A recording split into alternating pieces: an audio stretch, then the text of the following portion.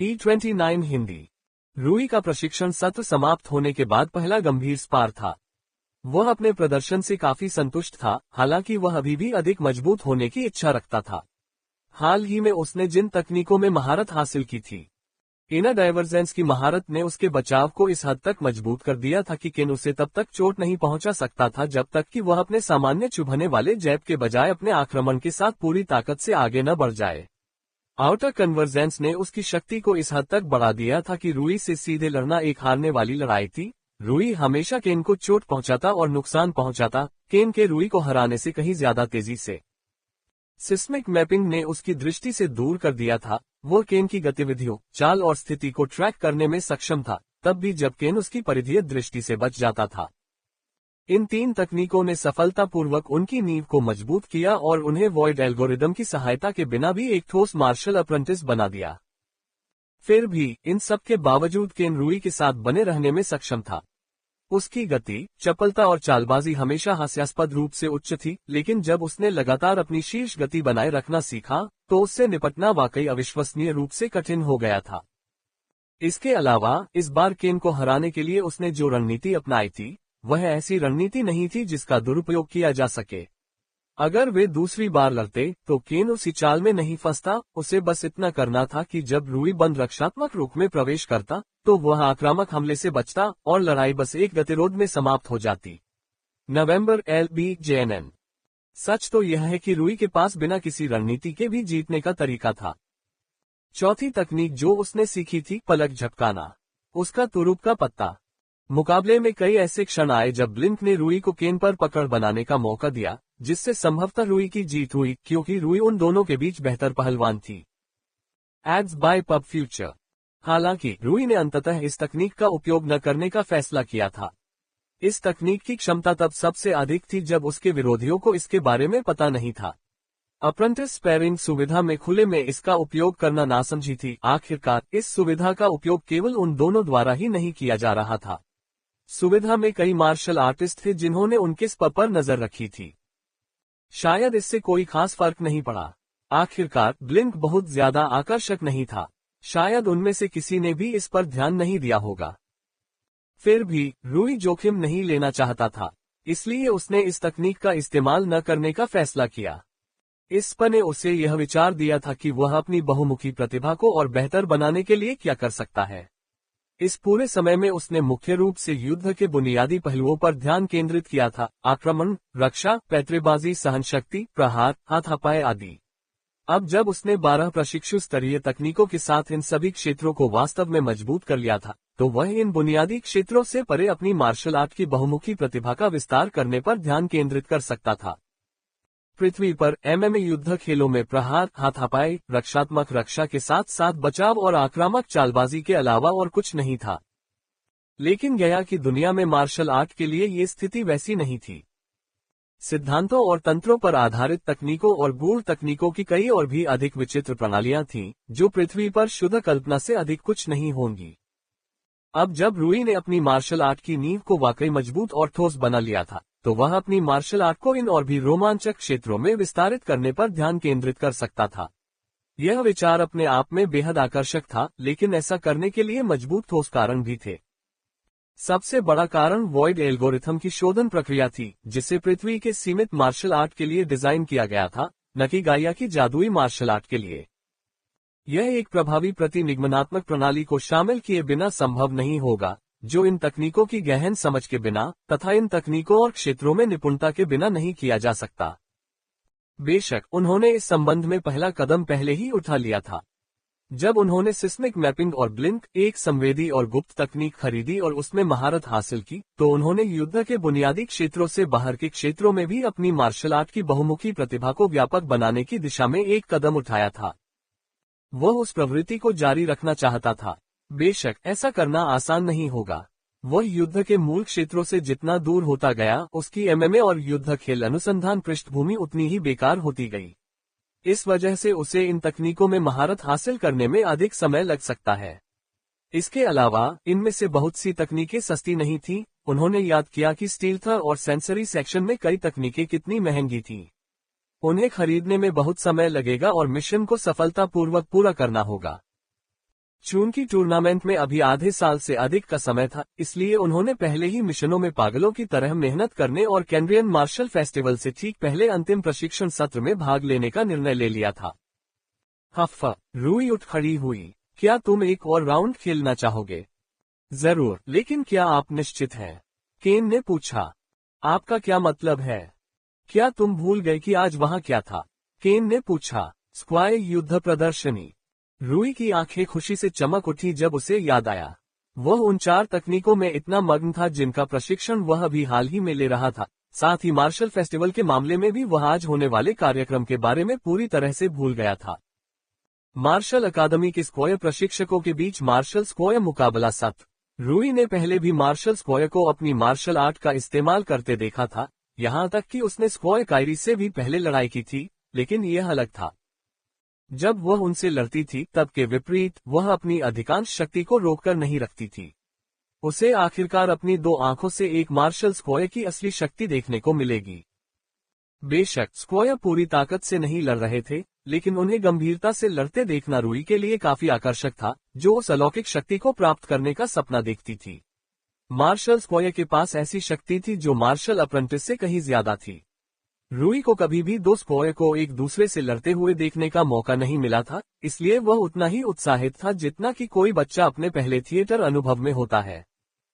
वहां कई मार्शल प्रशिक्षु भी थे जो इसे देखने के लिए आए थे। वे सभी अखाड़े से काफी दूरी पर बैठे थे। ये जानबूझकर किया गया था। मार्शल स्क्वायर इतने हास्यास्पद रूप से शक्तिशाली थे कि उनके पास रहना ही अविश्वसनीय रूप से खतरनाक था। इसके अलावा वे इतने अलौकिक रूप से तेज थे कि अगर मार्शल अप्रेंटिस बहुत करीब होते तो उनकी आंखें किसी भी स्तर पर लड़ाई का पालन करने में पूरी तरह से असमर्थ होती। तेज गति से चलने वाली वस्तुओं को नजदीक से देखने की अपेक्षा दूर से देखना ज्यादा आसान था। रॉकेट ध्वनि की गति से दर्जनों गुना तेज गति से चलते थे, फिर भी मनुष्य को दूर से नंगी आंखों से उन पर नजर रखने में कोई समस्या नहीं थी। वातावरण में उत्साह का माहौल था, तभी अचानक कई भारी वस्तुएं वातावरण में आ गईं। स्क्वायर कायरी और डायलन अपनी मार्शल वर्दी पहने हुए सुविधा में चले गए। वे स्क्वायर प्रशिक्षक थे जिनसे रूई परिचित थी, हाल ही तक उन्होंने उनसे प्रशिक्षण लिया था। स्क्वायर की वर्दी रूई की मार्शल अप्रेंटिस के तौर पर इस्तेमाल की जाने वाली वर्दी से काफी अलग थी। वे छात्रों को अनदेखा करते हुए स्क्वायर सुविधा के केंद्र में चले गए। यह कोई शैक्षणिक कार्यक्रम नहीं था और छात्र चाहे तो इसे देख सकते थे या छोड़ सकते थे।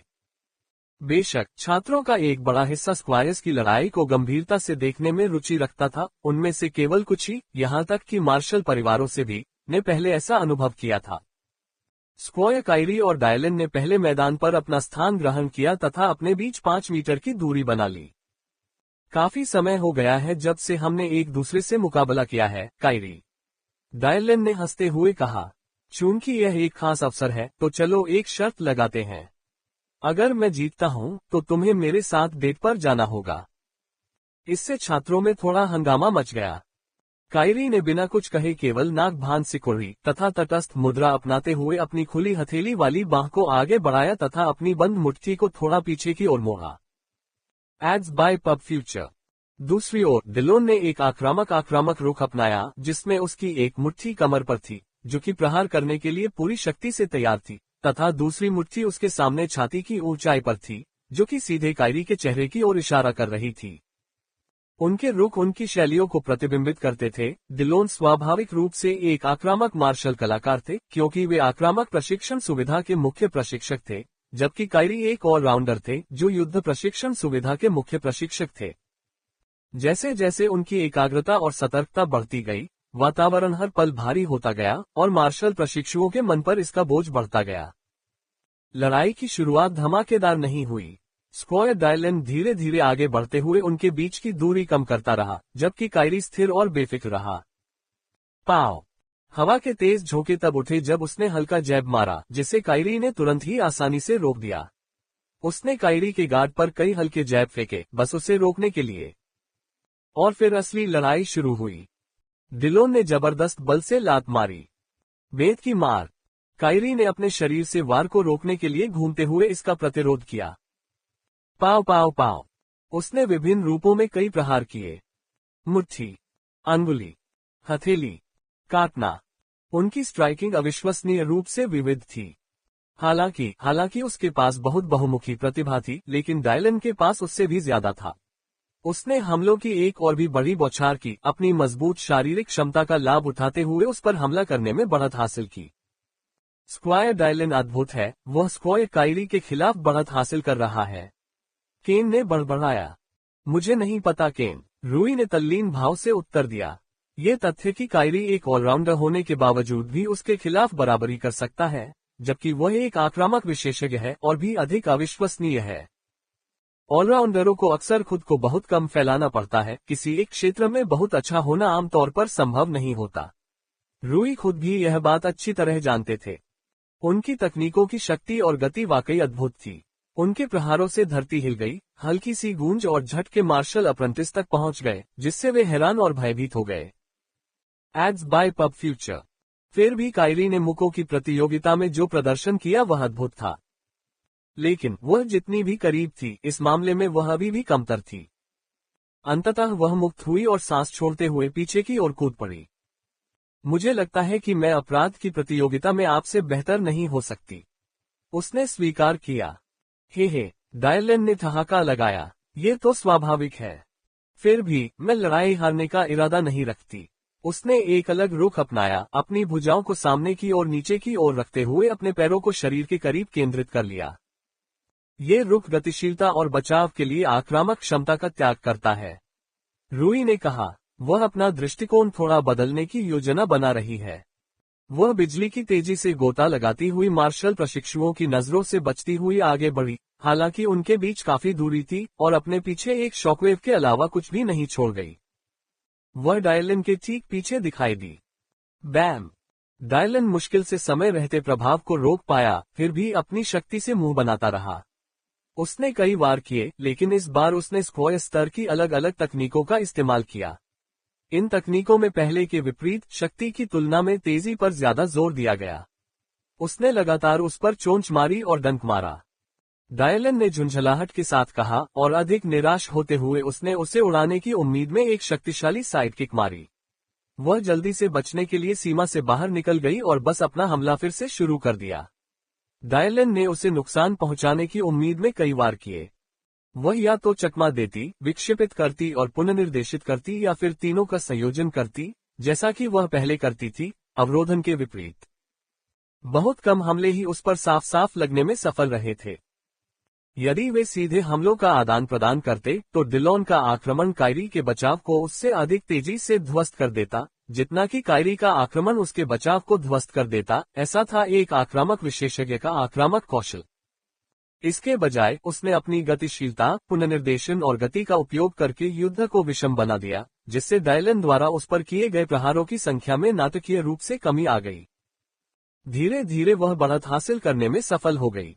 पूंछ! कायरी ने डायलन के प्रहार से बचते हुए अलग अलग हाथों से विशिष्ट कोनों पर कोमल और संवेदनशील क्षेत्रों पर प्रहार करते हुए अधिकतम दर्द और क्षति पहुंचाई, जिससे डायलन के चेहरे पर अजीब सी मुस्कान आ गई। पाव पाव पाव! क्या यह महत्वपूर्ण दबाव नहीं है?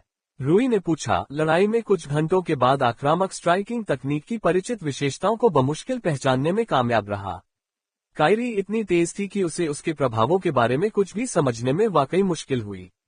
अगर उसने मार्शल अप्रेंटिस को देखा होता तो वह तुरंत पहचान लेता। हालांकि कायरी के हमले अत्यंत तेज थे।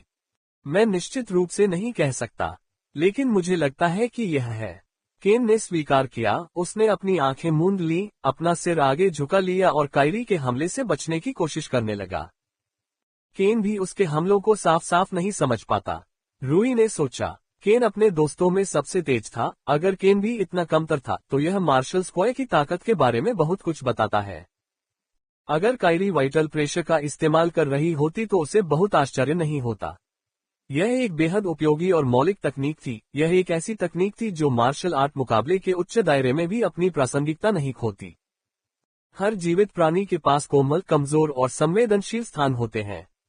जब तक ये महत्वपूर्ण स्थान सार्वभौमिक रूप से मौजूद थे, तब तक उन्हें विभिन्न तरीकों से दबाया जा सकता था ताकि अधिक मात्रा में दर्द और क्षति पहुंचाई जा सके। ये वह सिद्धांत था जिस पर वाइटल प्रेशर आधारित था। ये वास्तव में एक आधारभूत तकनीक थी। उन्होंने देखा कि लगभग हर मार्शल आर्टिस्ट जो किसी हद तक प्रहार करता था, वाइटल प्रेशर का इस्तेमाल करता था। शायद मैं उस तथ्य को वॉइड एल्गोरिथम में एकीकृत कर सकता हूँ। रूई को एहसास हुआ, अगर वाइटल प्रेशर इतना सार्वभौमिक है तो उस तकनीक के लिए विशेष रूप से निर्मित एक काउंटर डिटेक्टिव सिस्टम विकसित करना काफी उपयोगी हो सकता है। NO12BIN.CO वह केन के खिलाफ पहले इस्तेमाल की गई रणनीति को वाइटल प्रेशर तकनीक पर लागू कर सकता है। वाइटल प्रेशर ने स्ट्राइक स्थानों की संख्या को कम कर दिया क्योंकि शरीर पर कमजोर और संवेदनशील स्ट्राइक स्थानों की संख्या शरीर पर सभी स्ट्राइक स्थानों की तुलना में बहुत कम थी, जिससे उसके प्रतिद्वंद्वी की चालों का पहले से अनुमान लगाना और उन हमलों के लिए अपने काउंटर को अधिक अनुकूल तरीके से अनुकूलित करना आसान हो गया। उसने ऐसे विचारों को एक तरफ रखते हुए अपना सिर हिलाया और युद्ध पर ध्यान केंद्रित किया। वह इस बारे में बाद में और अधिक गहराई से सोच सकता था। उसने नोटिस करना शुरू किया कि स्क्वायर डायलन की हरकतें और भी सुस्त और सुस्त होती जा रही थीं। मुकाबले की शुरुआत की तुलना में जहां उसकी हरकतें तेज और ऊर्जावान थीं, वह निस्संदेह धीमा हो गया था। उसका चेहरा पसीने से लथपथ था और उसकी सांस फूल रही थी, जबकि दूसरी ओर कायरी बहुत कम थका हुआ दिखाई दे रहा था। रूई ने तुरंत ही बिंदुओं को एक साथ जोड़ दिया। एक ऑलराउंडर के रूप में शायद उसके पास स्क्वायर डायलन जैसे किसी व्यक्ति से बेहतर सहन शक्ति है। रूई ने सोचा, जहां तक वह बता सकता था, उसने मुकाबला करने के लिए एक ऐसा दृष्टिकोण अपनाया था जिसने एक ऑलराउंडर के रूप में उसकी सभी वितरित शक्तियों को अधिकतम किया जबकि आक्रामक शक्ति के महत्व को कम किया। हाँ, तुम्हें क्या पता है? रूई ने मन ही मन सोचा। वह मूलतः वॉइड एल्गोरिथम के सबसे प्राथमिक स्तर के समान ही कुछ कर रही है। वह बहुत हैरान नहीं था। वॉइड एल्गोरिथम अपने सरलतम पुनरावृत्ति में एक तरह से सामान्य ज्ञान का एक व्यवस्थित डेटा ड्राइव प्रोटोकॉल रूप था। उसे नहीं लगता था कि वॉइड एल्गोरिथम कुछ अजेय था जिसे मार्शल आर्ट के उच्च दायरे दोहरा नहीं सकते थे। मार्शल आर्टिस्ट के उच्च दायरे ने अपने मार्शल पथ को रूई की तुलना में कहीं अधिक गहराई से पार किया था, जिसका लगभग निश्चित रूप से मतलब है कि उनके दिमाग लड़ाई में उसके अपने दिमाग से कहीं बेहतर थे, संभवतः उसके पुनर्जन्म के दोहरे विकास लाभ के साथ भी। वास्तव में उन्हें इस बात पर आश्चर्य नहीं होगा यदि उच्च क्षेत्र के मार्शल आर्टिस्टों में इतनी श्रेष्ठ अनुभूति हो कि वे उनके एल्गोरिदम से बेहतर परिणाम देने में सक्षम हो। एड्स बाय पब फ्यूचर पी जैसा कि वर्तमान में था, वॉइड एल्गोरिथम एक अवशेष था जो पृथ्वी पर विशेष था। हालांकि जहां तक मार्शल आर्ट की बात है तो पृथ्वी गया से खगोलीय रूप से कमतर थी। वह इतना अहंकारी नहीं था कि यह मान ले कि यह अप्रतिम है। हालांकि इसका मतलब यह नहीं था कि वह इसे ऐसे ही रहने देने के लिए तैयार था। प्रोजेक्ट वाटर और वॉइड एल्गोरिदम उसकी मार्शल आर्ट के मूल में थे। जितना अधिक वह वॉइड एल्गोरिदम को विकसित करता और इसे गया में मार्शल आर्ट को शामिल करने के लिए उन्नत और विकसित करता, उतना ही उसका मार्शल आर्ट मजबूत होता जाता। भले ही उनकी मार्शल आर्ट और वॉइड एल्गोरिथम, जैसे कि वे अब हैं, मार्शल आर्ट के उच्चतम स्तरों पर अप्रचलित हो सकते हैं, लेकिन उन्होंने नहीं सोचा था कि जब तक वे मार्शल आर्ट के शिखर पर पहुंचेंगे तब तक वे ऐसे ही रहेंगे। पकड़। लड़ाई के नीरस प्रवाह में अचानक बदलाव ने रूई को उसकी कल्पना से बाहर निकाल दिया। स्क्वायर डायलन ने जानबूझकर कायरी के हमले को नाकाम कर दिया था ताकि वह उस पर अपना कब्जा जमा सके और लड़ाई को हाथापाई प्रतियोगिता में बदल सके। वह अपने हाथों को उसके कंधे पर रखने में कामयाब हो गया था और उसे छोड़ने से मना कर दिया था। रूई को उसका इरादा साफ पता था। वह कायरी को पूरी तरह से हाथापाई की प्रतियोगिता में घसीटकर उसकी चालबाजी की बढ़त को खत्म करना चाहता था। जहां तक रूई को पता था, ये काम कर रहा था।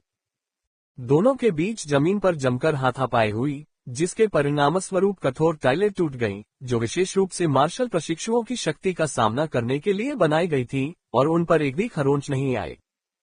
स्क्वायर डायलन को शारीरिक रूप से लाभ था। उसका शरीर अधिक मजबूत था क्योंकि वह उच्च भार वर्ग का था और उसके पास एक मार्शल आर्ट भी था जिसमें कच्ची शक्ति महत्वपूर्ण थी।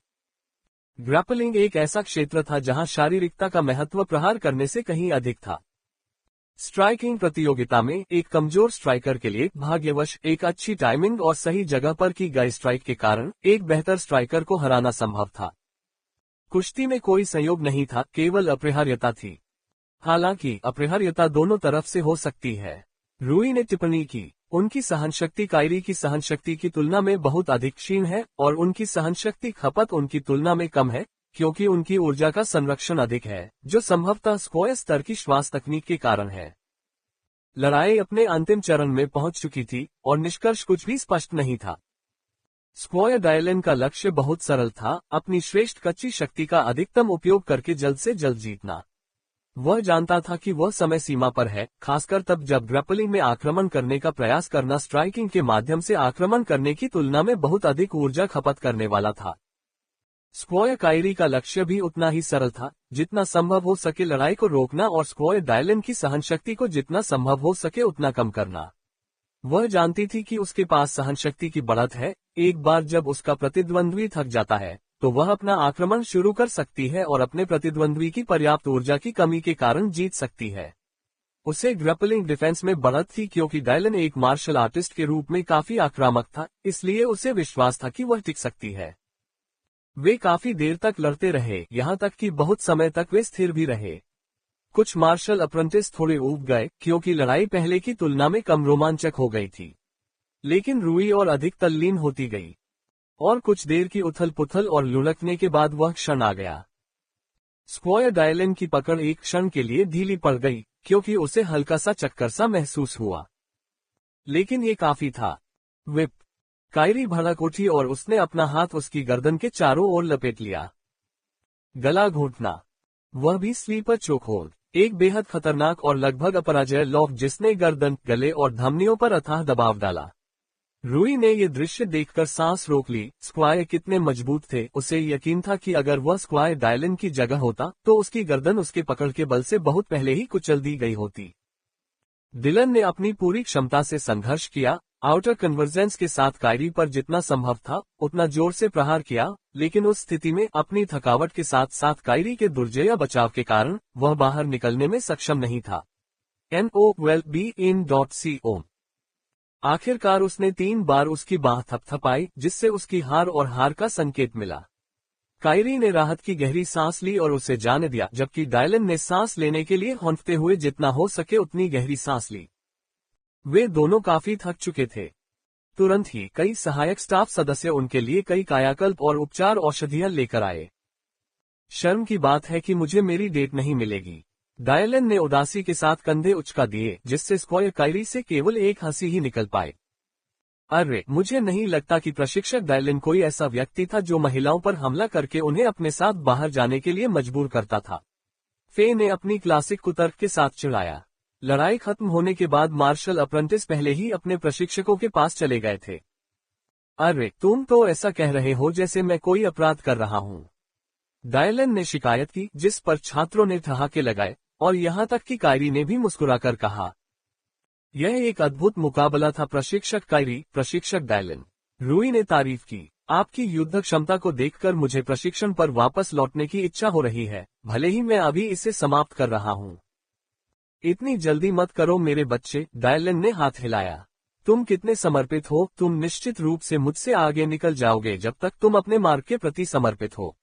ये तुम सभी के लिए सच है, उसने सभी छात्रों की ओर देखते हुए कहा। हमारे प्रदर्शन से निराश मत हो, ये तुम्हें प्रेरित करने के लिए है।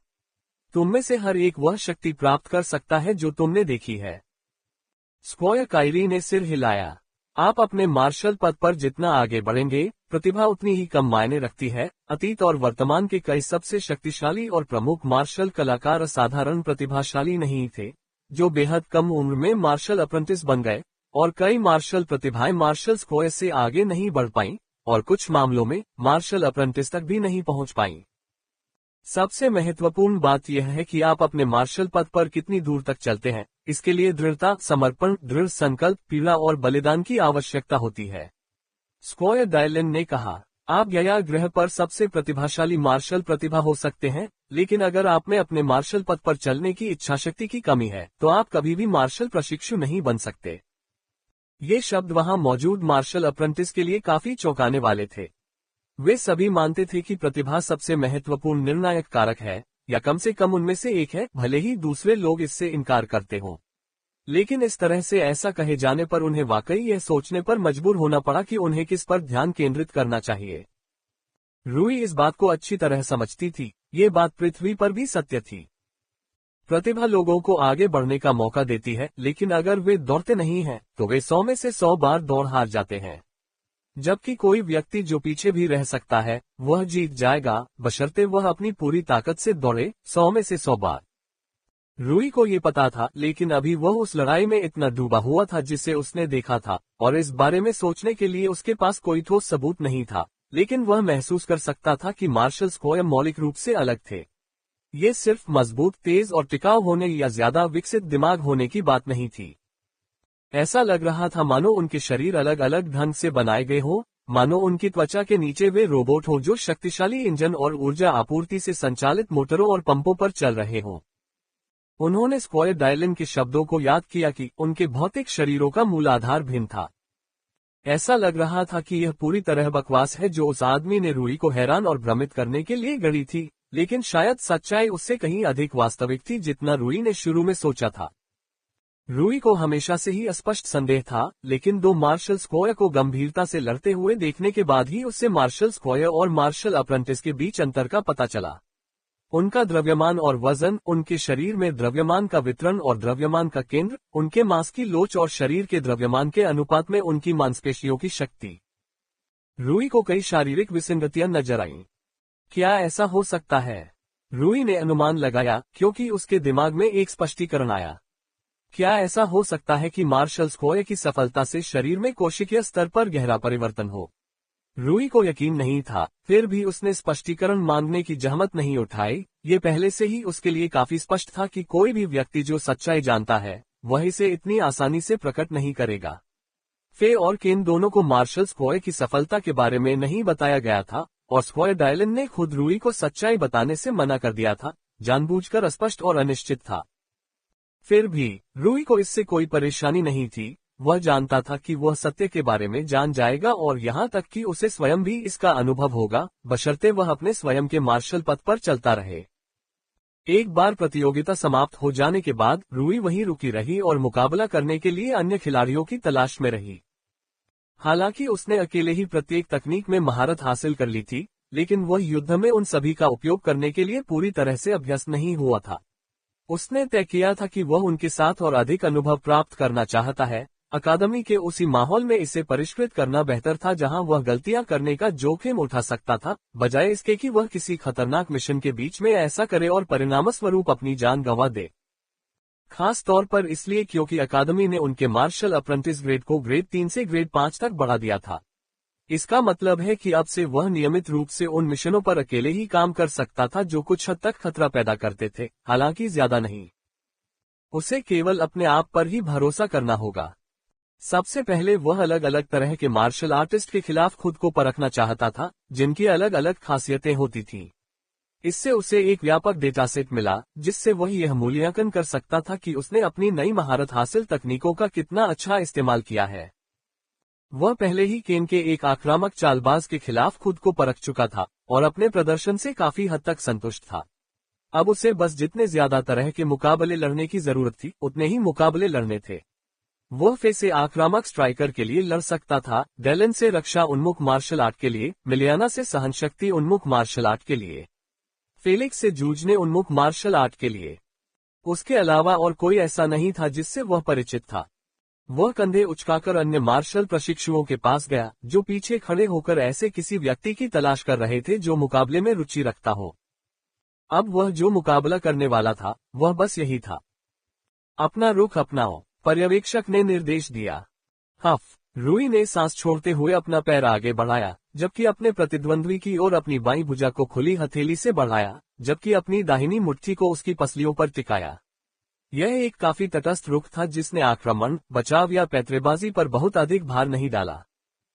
उसकी प्रतिद्वंद्वी करूरा नाम की एक लड़की अपनी दोनों भुजाओं को पूरी सीमा तक मोड़े हुए थी, मानो वह अपनी बांह और बाइसेप्स के बीच में कुछ कुचलने की कोशिश कर रही हो, जबकि वह अपनी कोहनी को ऊपर उठा रही थी, जबकि घुटने मोड़कर बैठी हुई थी।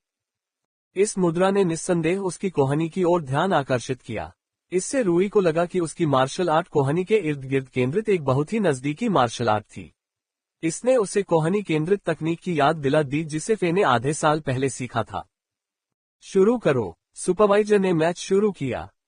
करूरा ने तुरंत ही उनके बीच की दूरी को कम कर दिया, जो उसकी उम्मीदों के मुताबिक था।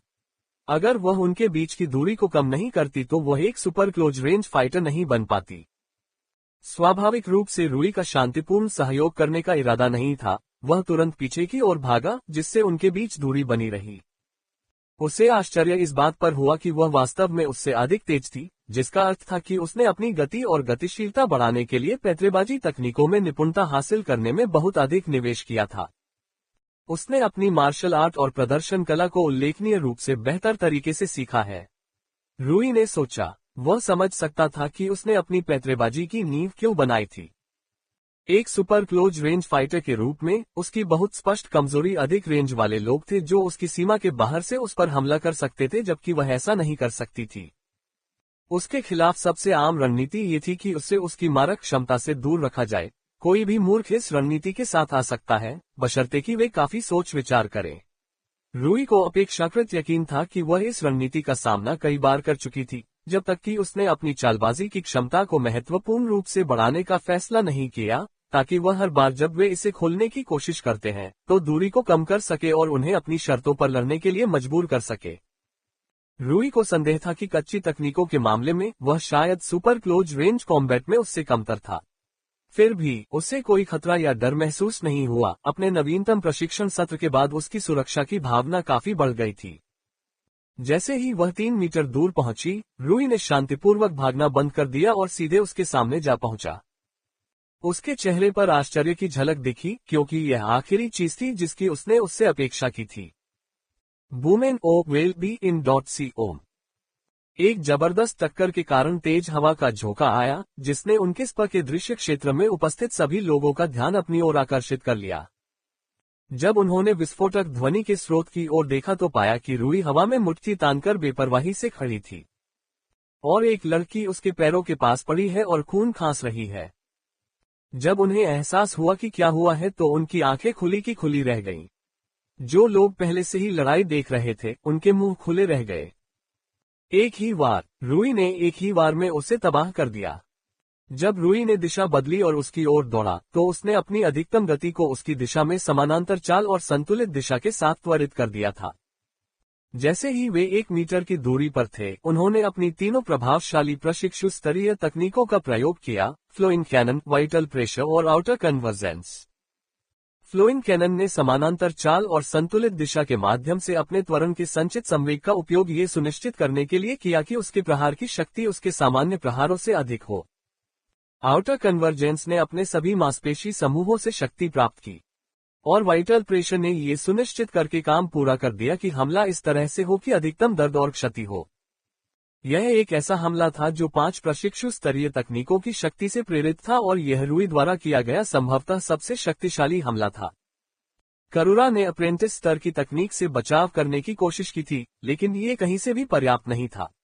उसने जवाबी हमला करने की भी कोशिश की थी, लेकिन रूई की तुलना में पहले से ही कम दूरी के कारण वह चौंक गई थी, इसलिए रूई का हमला पहले हुआ। और जब हमला हुआ तो लड़ाई खत्म हो गई। नहीं, ये तो शुरू होने से पहले ही खत्म हो गया। रूई ने शक्ति का एक अलग स्तर हासिल कर लिया था। साइट मैप दान करें।